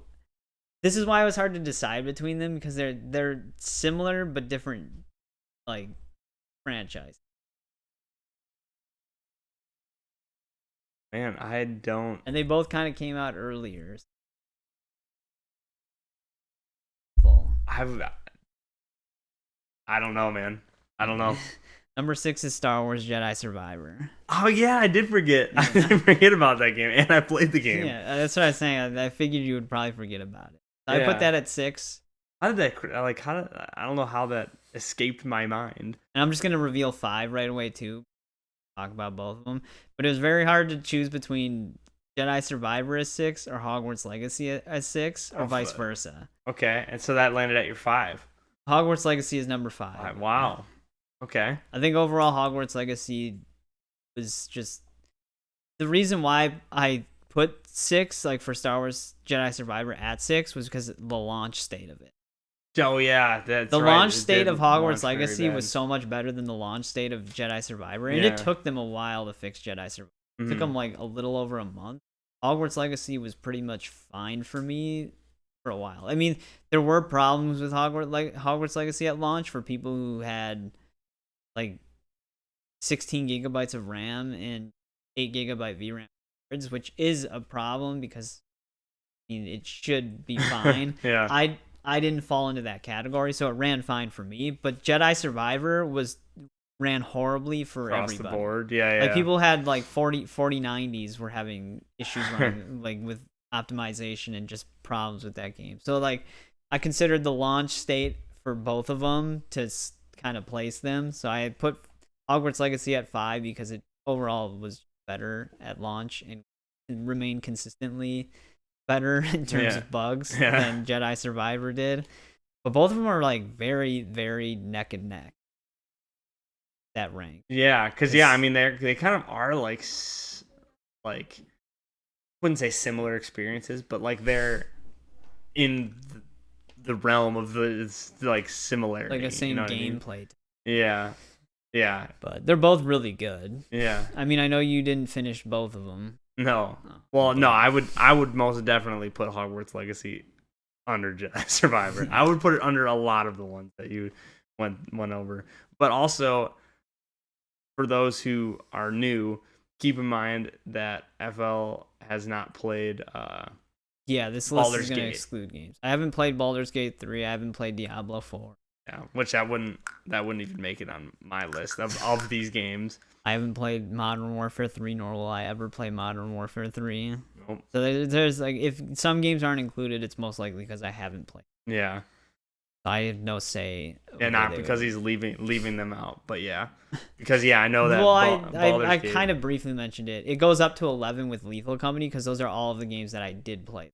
Yeah. That are actually this year. Yeah. So like, if it's not on the list, it's because I haven't played them. Yeah. If they came out this year, which. Oh yeah, and I guess Starfield would also not be on this list. Yeah, Starfield is not on that list. Yeah. I didn't play it. I just. He received it. Yeah, I got it for free. Yeah, but I just seen so much of that game. I mean, I have not played it. You were preparing, and then you were watching my stream. And I was you're about like, to. Yeah. Never mind. I was gonna play it when Ryan was doing his 24-hour stream. I just kept watching him play it. I don't want to play this. Yeah, no. I don't feel like doing anything that I'm seeing. Yeah, it actually looks really bad. Yeah. So that brings us to number 4. And number 4 makes sense. when you take into consideration. Oh yeah, this like I'm trying to think of last three. Like I know for sure in the last three it's Spider-Man 2 and Alan Wake, but I don't know what is 3 and 4. 3 will be obvious once it's probably just escaping your mind right now because it's another one of those games that are like clear in the year, but 4 makes sense compared to these 3. But 4 it's still funny because of how you wouldn't expect it when you talk about all these other, but I just thoroughly enjoyed that. RoboCop. Oh yeah. 4 is definitely RoboCop. I like the pause too. Yeah. It like again, it's probably bias. I mean, I thought like that's what I was trying to figure out. It's like I don't know what the 3 is, but like I don't know what 3 or 4, like I figured that you'd have like Spider-Man and Alan Wake. Like I don't know the other all 4, you know what I mean? So like I'm definitely blanking on whatever 3 is. Yeah. Then I think it'll be instantly like, okay, yeah, I can definitely see it when I say it. But yeah, RoboCop is definitely number 4. RoboCop like, again, is fantastic. Again, it might be a biased thing because I am a huge RoboCop fan, but that game just did everything right for the studio it came from. Because it is it's not a really highly budget studio. They've made they're not like insane AAA developers that have this like Rockstar money or anything like that. So like there is jankiness to their games, but they do such faithful adaptations of the license that they get. Like they should get the Walking Dead license. Honestly, yeah. Like, okay, so he said that he's a huge RoboCop fan. I don't know anything about RoboCop. In this, I absolutely love this game. Like, this would easily rank in like my like probably like 1 or 2 for me. It's just enjoyable. Like, it's just such a fun game. I don't think you really need to know anything about RoboCop. The premise is that you're a RoboCop. Like, yeah. I think if you know stuff about RoboCop, like a bunch of stuff just sticks out more because it's like, oh, that's you'll probably have a better experience with it because of that. Like that's why it's 4. But like me, I absolutely love this game, and like what you need to know is in the title. You're a RoboCop. Like you do everything that a cop does, but you're also a robot that kicks like super ass. Yeah, it's such a good game. And like the gore is there. The gore that I was missing from Starfield is in RoboCop. Yeah. I'm like, yes. And like I said, Bethesda has the money. Yeah. They couldn't even program the gore. Nope. No, I mean, the RoboCop is like a highly recommended game. It's super fun. Like I said, it has some jankiness to it with like character models and like mouth movements and just how the character models look. But like the environments look insane. Like the environment detail is actually super good. Yeah, like like the graphics are really good on there too. The reflections, because it's in Detroit. Like spoilers, it's wet. It's like I don't know. It's like grimy, but you can see the reflections off of everything, like the oil, the metal, the water. Like it's awesome. Like they did an insanely good job with that game. Yeah. Yeah, all right. So RoboCop for sure. I'm just gonna say number 3 because, like I said, I don't think it's probably just escaping your mind right now, but it's gonna be obvious when I say it. Resident Evil 4 remake. Oh my gosh, yeah. Oh, I don't even know 3. How I forgot it. Yeah, I figured. Yeah, I would have definitely put that above RoboCop too. Yeah, that's great. Resident Evil 4 is still the original Resident Evil 4 is still one of my favorite. Like one of my probably top 10 time, just in general. And I beat it more times than I can count on GameCube. I beat it more times than I can count on Xbox 360. I beat it more times than I can count on Steam. And then I beat the remake more times than I can count. And then it also has the Separate Ways expansion in it. The Mercenaries mode is insanely good. And I still haven't done the Separate Ways expansion. I need to. It's all good. They did everything really well. There's like a few things that I wish they would have kept from the original, like some of the radio calls you have over the walkie-talkie that he has with some of the main bosses in the game. Just add some more character to the two of them, but they cut some of those out. But overall, the Resident Evil 4 remake is insanely good. Mm-hmm. It's definitely high up there. I wouldn't have given it Game of the Year because it is just a remake, so I wouldn't like consider it when you're comparing new original games, but it's overall games for like a list, it would definitely be high up. Yeah, no, I really enjoyed Resident Evil. That's one of the games that I actually beat this year was Resident Evil 4. Yeah. And it was an awesome experience. Like it was very polished too. Yeah, like it didn't really have any bugs. Nowadays with big games, you're just expecting bugs. You know what I mean? Like you're just like, okay, well, it'll probably be the game will come out. I gotta wait like a month or two before they finally patch Jedi Survivor. Yep, and then I'll finally get to play the game to like a good enough standard to where I'll enjoy it. But no, this was like it was very polished. It was clean. Like it was faithful to like the original. No, it was very, very good. And game. Post launch was great for it.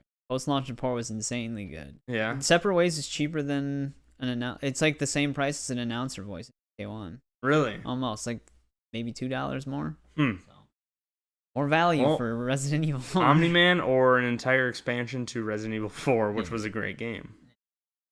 Your choice. Yeah. And exactly. then I mean you know the top two. Yeah. The top two are I'm not gonna well, I kind of already did say it, but I'm not gonna I'll let you go into that. Yeah. So the top two are between Alan Wake and Spider-Man. For 2. I put Spider-Man 2 as okay. So your original guess with Alan Wake being number 1 was. Yeah. And it's like insanely neck and neck. Yeah. Because they're both insanely good games. Like I said, I like Remedy storytelling a lot, and usually survival horror is more my genre. And so Alan Wake 2 just pretty much nails all of that for me. But Spider-Man 2 is insanely good. There's just a few things in Spider-Man 2 that are just like some of the side quests are just okay. Yeah. And then some like the miscellaneous city activities. Yeah. There were a couple of things that I personally like. We have discussed this before, but that I personally didn't like in Spider-Man 2. But I mean, for what it is, it was a very good game. Like I thought it was very, very good. And like, if we hadn't gotten Spider-Man games before, I would be like, oh my god, this is amazing. You know what I mean? Yeah. And I think that it's probably some sort of like just the fact that we've had that in the past is like maybe putting it down. But if this was like Spider-Man 1, fantastic game.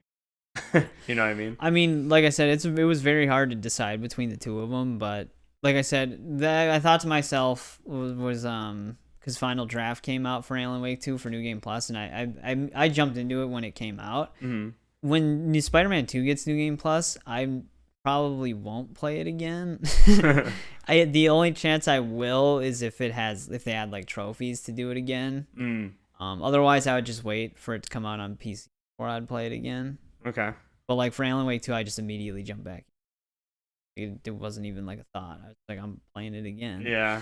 So I considered that, and I was like, yeah, Alan Wake 2 probably would take the slot then. And like you were giving it a ton of praise before, that's why I was like, okay, I do want to play Alan Wake 2, but I want to experience the story of I want to get caught up. Well, yeah, you need story context for Alan Wake. Yeah, and I want to like experience the story before jumping into Alan Wake 2 so that I can like have the full-on experience of it. So that's the only reason that I haven't played it. Otherwise, I would have. And the fact that I've been busy, I haven't been able to catch up on the story completely yet. My plan was to play and beat Alan Wake 2 by the end of the year. That clearly is not happening. Might not even be RoboCop. I know. I might not. Well, that's because I'm recording my gameplay of that too. So, but yeah. No, that's awesome. Yeah, Spider-Man 2 was very good. Like I can't personally speak to Alan Wake 2, but I know that you've talked a ton about it and you've said a lot of really good. Which means that when you play, you're gonna be like, You know this character, Alan Cake or whatever? Like, not a fan. And you're probably just gonna be like, I was confused. Yeah. I don't even know what was happening, man. I don't even know who's this Alan guy. You mean Tom? Yeah, Tom. This Tom guy, like. Yeah, that's the top 10 though. Nice. No, I thought that was pretty solid. Some of them actually surprised me. I was surprised that Hogwarts was as high up on the list as it was. I mean, I really enjoyed it. It's weird though because like most people probably assume I'm like a huge Harry Potter fan because that's how my channel started. Yeah. But the only reason why, because I was gonna originally, if depending on when I was gonna start my channel, I was originally gonna start with Resident Evil, like Yeah. a full chronological run, which I still plan on doing.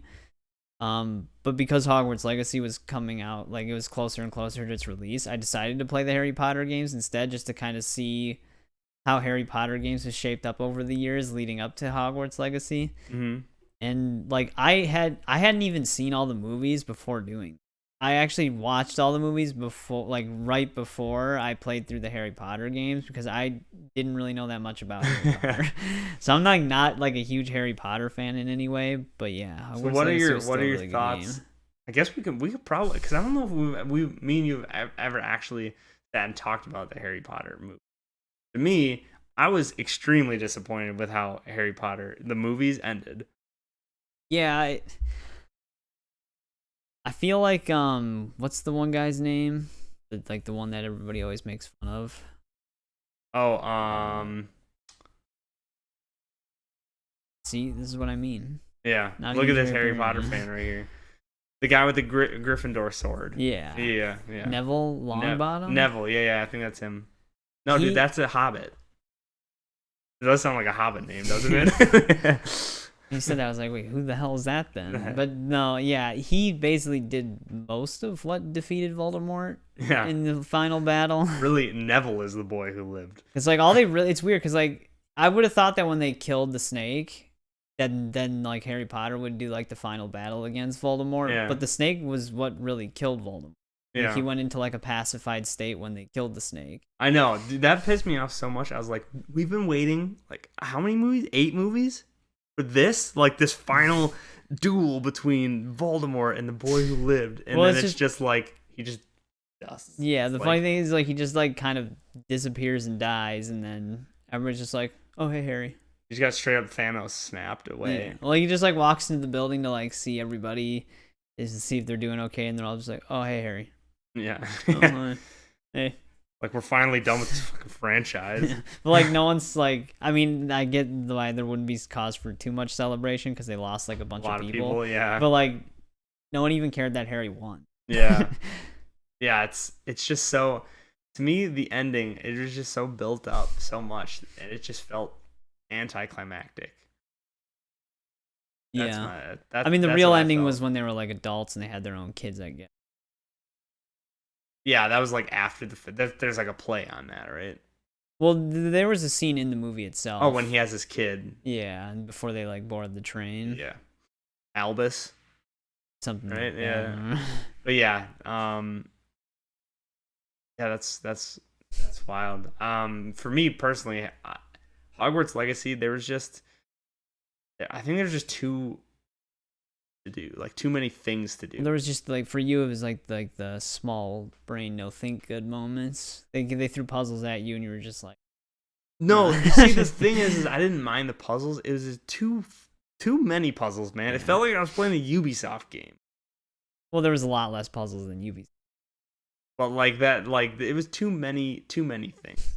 Maybe I'll go back at one point. I mean, if you look back to Hogwarts Legacy's open world activities compared to a lot of games, there's not nearly as much. Like the demi whatever. Yeah, the Demigorgons, which I think I got all. Well, that's from Stranger Things. No, not the Demigorgons. The Demiguys. Demiguys, yeah. There's like what, 20 of them? Yeah. Like, that's a lot less than a lot of games. They're tough to find though. Well, yeah, you just look up the location. Yeah, you had to look them up. Yeah. That's how collectibles work. What the hell? That's from Stranger Things. Yeah. But yeah, I mean, I don't know.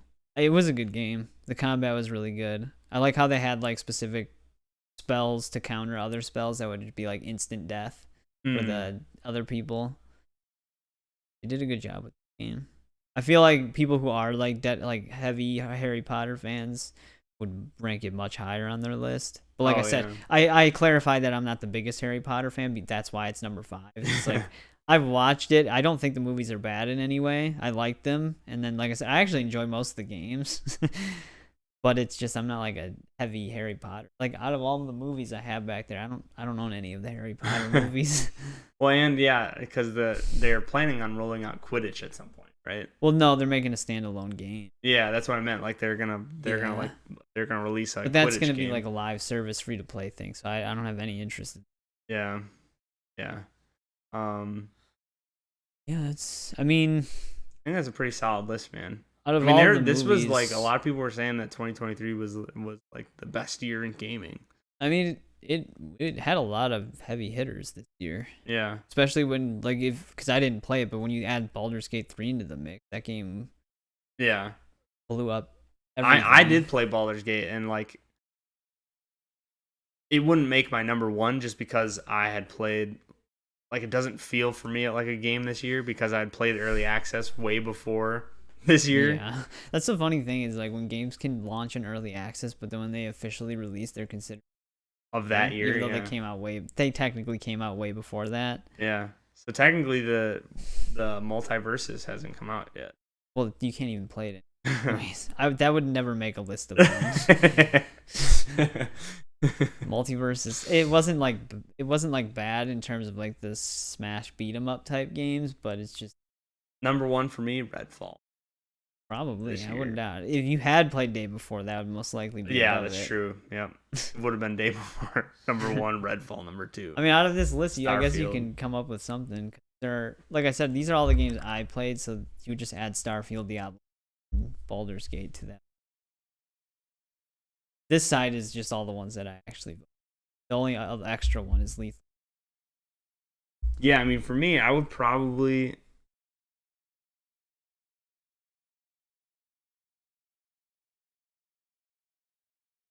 So Diablo's story was very good.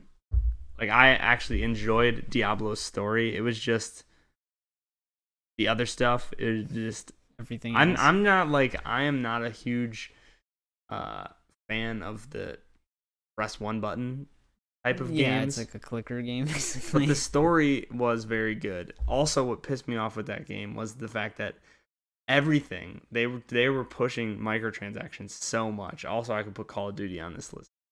Speaking of, but it wouldn't make this list. It wouldn't make a top 10 yours list. would be like a top 5. Yeah, for me, I would probably go have like a top 5, and I'm trying to think of what I've all played. This. Don't forget about Resident Evil. Yeah. No, I mean, yeah. So Resident Evil 4 remake would probably. See, now putting it into a top 5 makes it tough. We also have Texas Chainsaw Combat 1. Spider-Man 2, yeah, Texas Chainsaw. I'm mainly just throwing in games that you. So I would probably put Texas Chainsaw at number 5 for me, just because the amount of time that I've played, and I mixed reviewed that game technically, but the amount of time that I've put in, and like, it is a very fun game, and it's a game that I've gotten a lot of time out of, and feel like if I would have played Lethal Company more, like we would have been playing it longer, maybe I would have that higher, because I enjoy Lethal Company's loop more than Texas Chainsaw. But like you had said, like Lethal Company, you kind of need a group of people. And it's very tough with just 2 people, and it is kind of the same thing over and over. So how long I would be able to sustain that, I don't know. So I probably would put that at 5. I would.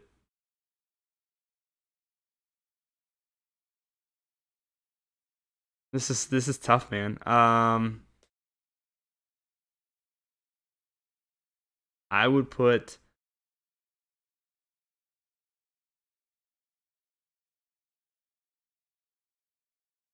Yeah, that's the tough part. I've probably put MK1.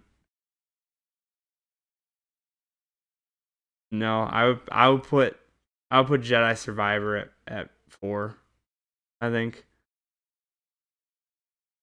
Yeah, I put Jedi Survivor at 4. I put Resident Evil at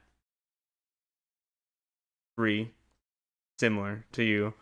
I put I think I put RoboCop at 2. I put Spider-Man at 1. I know. Wow, that people was terrible. No, people I'm just think that I shit on Spider-Man. No, I know you hate Spider-Man. You're just giving a sympathy vote. And again, I hadn't beat Diablo. Or not. I did beat Diablo, which is sad that I spent that much time. Yeah, I think you were gonna say you didn't beat RoboCop. Well, I haven't beaten RoboCop yet, but I also haven't beaten Jedi Survivor. I mean that either. That's not what I was gonna say. Baldur's Gate. Oh. Because I was playing with a group of people, but also for me, I don't consider Baldur's Gate having come out this year. If I had played through the entire thing, and I feel like I just need to give it a single player run for myself, because I have a group of 2 other people that I play with, and us getting all together at one time on a consistent basis is very, very difficult. So I think I just need to hit single player. But for me, that would probably be my list. I was thinking about putting MK1 on there, but then honestly, I don't think with the story mode was very good, but I don't think that it cracks the top 5 for me. Honestly, well, it didn't for me. It was 8. Yeah. Yeah, Texas Chainsaw I would have up there, and I would probably change, had I played Alan Wake 2, I'm sure that I probably would have liked it more, and like some of these other games. Hogwarts Legacy, like I said, that's probably surprising that it's not higher, but I don't know. It was like out of the gate, I was like, oh yeah, this is very cool, and then it just dragged. Probably like, oh, I can't use Avada Kedavra on students. Yeah, on the teachers and the villagers. Yeah, like 0 out of 10. I could if I mod it. Yeah. But it's weird. I mentioned it before, but they do have audio line using dark spells like that, forbidden spells. Like the teachers actually have audio line for it, but that's funny. So they obviously had it at some point. Yeah. Yeah, I mean that and again, it's another game that I hadn't beaten. Maybe if I would have powered through, but then again, when I have to feel like I have to power through games, they're probably not gonna make it on a list of mine. Like 9. Yeah. Well, a lot of games I won't finish, but it'll be because other games come out and I start doing other things. Not because I didn't like the game, but Hogwarts Legacy, I had to force myself to try to keep going with it, and then it just came to a point where I'm like, I can't do this. I can't do the broom time trials. I can't do the stupid Merlin trials, which there's a billion of. There's only 100 of something. Yeah, I forgot how many there were. There's more than you need for the achievement. Jeez, man. Everything you do in that game is a puzzle. That's why I ended up falling off of that game. I don't know. Let us know if you felt the same. Maybe I'm in the minority. He's just an idiot. Maybe I'm just an idiot. We'll never know unless you let us know. What's another game someone liked? In the comments below. I hated that. Yeah, Baldur's Gate, worst. It won tons of awards. Those were all false. Yeah, false awards. But yeah, I think that pretty much does it. I don't know if we'll have another one before the end of the year. All New Year's and stuff like that. A lot of holidays coming up and stuff. Not necessarily sure. That's why I wanted to kind of do the top. Well, we probably won't anyways, because there's not going to be much news. Yeah, and that's that too. There probably won't be much news, but going into 2024, I'm very hopeful we can hopefully start talking to some more people in the game industry instead of you having to see our stupid faces. 1 billion subs. 1 billion. Yep, that I'm planning it. I think it's more than Mr. Beast. Yep. I mean, I'm pretty sure that's more than anything. I don't think Mr. Beast is even close to that. Maybe he is 1 billion. We'll get there. We'll get there tomorrow. Yeah, 1 billion. Like and subscribe. 24 hours. Also trying to figure out I guess I have to do research into how to put it on different platforms so that it's easier to listen to. I know as a podcast, YouTube isn't the easiest to listen to. In like a podcast format, you kind of have to have your phone open. So I'm sure that's probably a little bit annoying. So we're gonna look into some new ways to get our sweet voices to you. That sounded. Like, all right, well, I don't want any of those ways now. Yeah. But yeah, that's about it. Merry Christmas, you filthy animals. Yeah. Gonna bash your brains in. And have a happy new year. This is Joystick Jabber. I'm Ryan, Slice by Gaming, FLCLAFI, Nick over here, and see you next time.